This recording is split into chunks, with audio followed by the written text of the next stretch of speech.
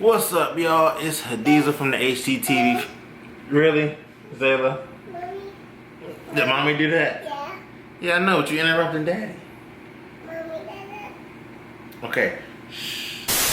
What's up, y'all? It's Hadiesel from the HTTV Family Channel. I'm starting my own channel here, so y'all getting my first video. I'm planning on giving you all some content weekly, whether it be something, weekly huddles, which is mainly gonna be football, basketball, might mix in a little bit of golf, boxing, and MMA. Those are gonna be the huddles. Pop culture, music, and games. And y'all gonna be my HDG, HaDiesel Gang, alright?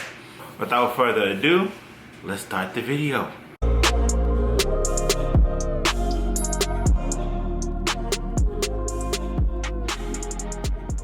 To kick things off, I'm gonna give y'all my NFL pre-draft combine, NFL mock draft. The reason I decided to do the pre-combine mock draft was I've been working on it for a little bit, and with the combine starting Thursday, I figured what better time than today to give y'all my mock. I pay attention to a lot of this stuff, like I'm sure everybody else that does, and I'm pretty confident in what I feel about players and what I see in the tape I watched and stuff like that.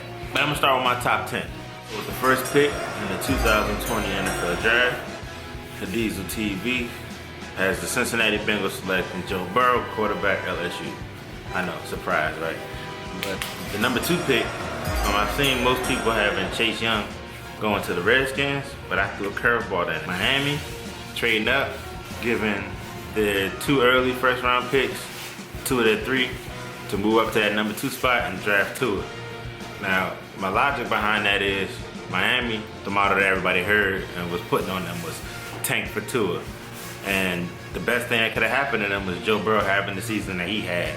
So I think that opens up the doorway for them to actually get the quarterback that they intentionally take for. Number 3, I got the Lions getting Chase Young. That'll provide the pass rush they need, opposite of old boy from New England. I think they really lack pressure on the quarterback, and then paying all of that money for a pass rusher last year and didn't really produce the results for their defense. So I think Chase will provide that extra edge they need. New York Giants at number 4. I got them taking Jeff Okudah from Ohio State, because if you watch the Giants play last year, they were getting destroyed through the air. And their first round pick, it might not be ideal to draft 2 cornerbacks in the first round in consecutive years, but I think DeAndre Baker was getting work last year. Like he was getting his stuff torched. And I think that comes with a rookie. That comes, that's the learning period that they have. So I think DeAndre Baker will come back better in 2020. I think it'll be better. But I think them locking up with Jeff Okudah, that'll provide, a good stability in their secondary for them, because they give up a lot of yards. I think they give up a lot of yards in general, just in certain situations where they should have had it on lock. Now I think their defensive line is pretty straight, so it wouldn't be any need to go there with them getting Dexter Lawrence last year, and they had a couple young guys step up for them. So I think corners where they go there. Number 5, I got the Washington Redskins selecting Andrew Thomas, Trent Williams, heir apparent. Anybody that doesn't know about the Trent Williams situation in Washington, they ignored his diagnosis and it ended up being a deadly form of cancer. That kind of broke trust within the Redskins organization, so it's a rift in between, Trent and the Skins. But I think Riverboat Ron coming to town kind of changes that, gives Trent a little bit more face, so he'll stick around, and Andrew Thomas will be groomed as his heir apparent. Number 6, I got my squad, the Chargers, taking Isaiah Simmons, the safety / linebacker. He'll be a linebacker in the league, though. That's what they projected him to be. A big problem for the Chargers this past year, was tackling and stopping the run and having that athleticism at the linebacker position. Isaiah Simmons on him, like Derwin James, when those 17 teams passed on him, 16 teams passed on him, and we got him. And then all those other teams were looking like, dang, we could have had DJ. He was an immediate impact. I think Simmons has kind of the same vibe to me. If he goes out there and runs that 4-3, I would solidify that at this pick, but he could be taken earlier. After us at 7, I got the Carolina Panthers, which I haven't seen anybody smart where they have this, but I got Justin Herbert going to Carolina at 7. And I know that might not be, you know, the common pick or the popular pick, but it's not looking like Cam's in their future plans, and Kyle Allen isn't the answer. So even if they go in with Cam, if they don't trade Cam and they'll have Cam in there, they'll be having that guy sitting there behind them to put that pressure on him. And you know, he's built similar to Cam. You know, he's a 6'6", strong arm, semi-mobile quarterback who could, you know, let the ball out of there. I'm not a personal fan of Justin Herbert, but you know, I think that might be enough for the Carolina Panthers to, you know, take him there and address that quarterback need. Number 8, Arizona Cardinals selecting Jerry Jeudy, wide receiver from Alabama. It's simple. There's simple logic behind that. Put more weapons around Kyler Murray. I know they went out and got Andy Isabella last year in the early rounds. They had Christian Kirk, and then they got Fitz and Hakeem Butler.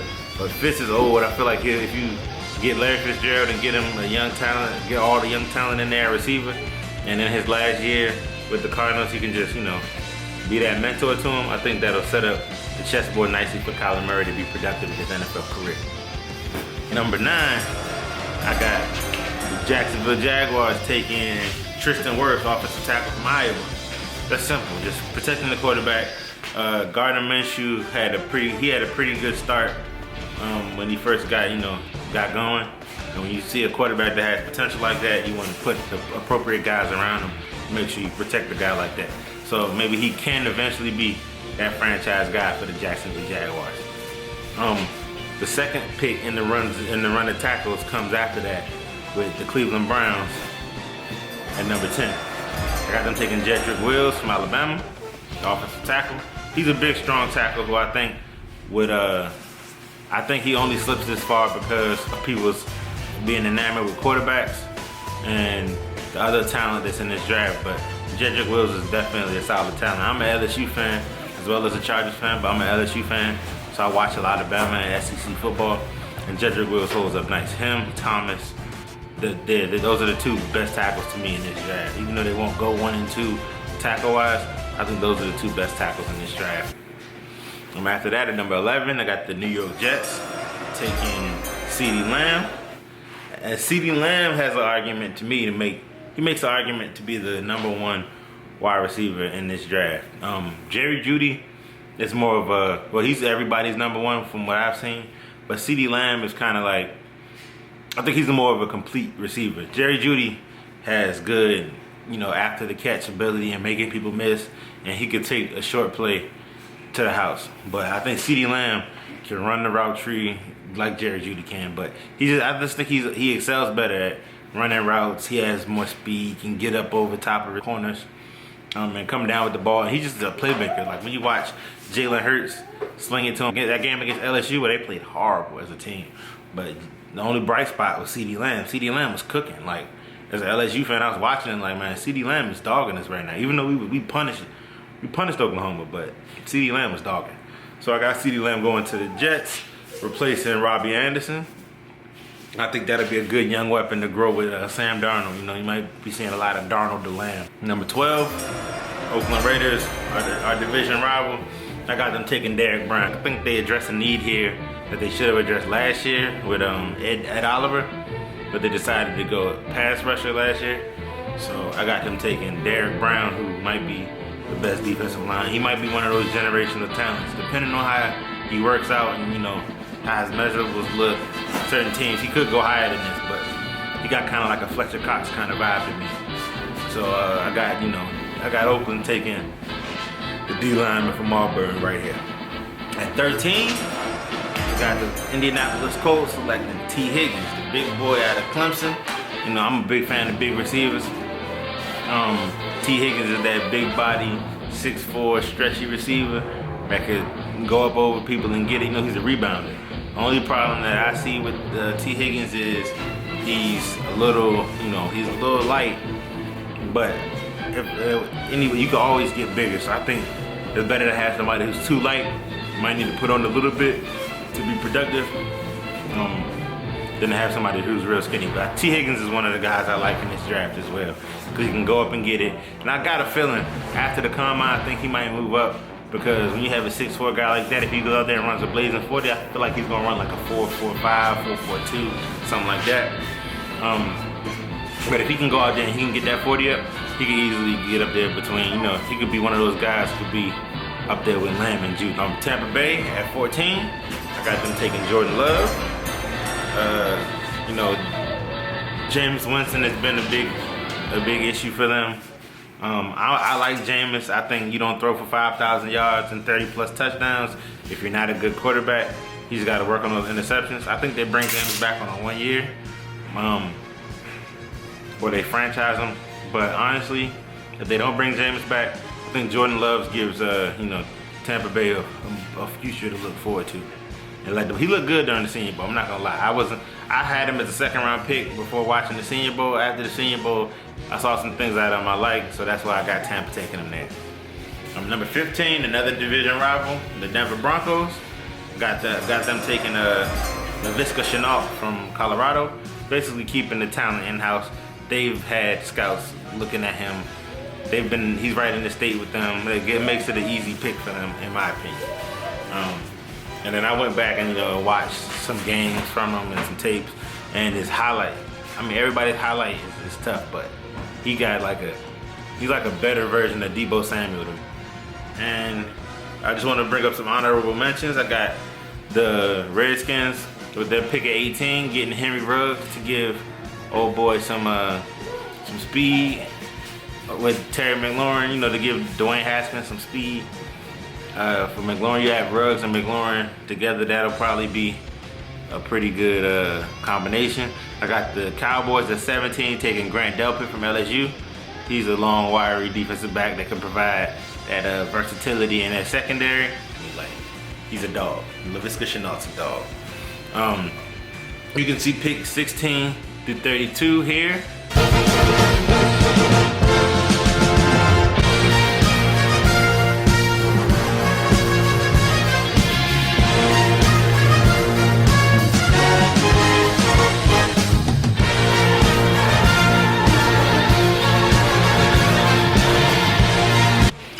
Y'all, so that concludes my mock draft for 2020 for the pre-combine. I'll be checking out the combine this week, looking at, you know, from what I'm seeing that teams could use based on how the people work out. I personally think the combine is just adds icing to the cake. Tape is really what makes and breaks a pick. But if you have a good combine, it's going to definitely boost your draft stock, especially if people have questions about you, like, is he athletic enough? Is he fast enough? Like I take Julio Jones for an example. I remember it being a conversation of Julio and AJ Green, and it's like it was so neck and neck.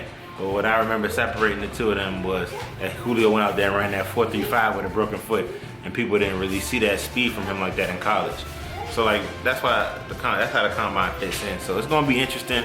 I'll get back with y'all with the post-combine mock draft for this year's draft, as well as a free agency outlook for 2020. So I'll probably do that right before the start of free agency, maybe a week before the start of free agency. Appreciate y'all tuning in, taking the time to see my thoughts. We'll see how this plays out over the course of these next couple weeks leading up to the draft, or next couple months leading up to the draft. All right, HDG, HaDiesel Gang, keep it peaceful. Been a successful huddle. What do you think, Zay? Zay wants to say bye. Say bye. Ready? Huddle, bring it in. It's been real.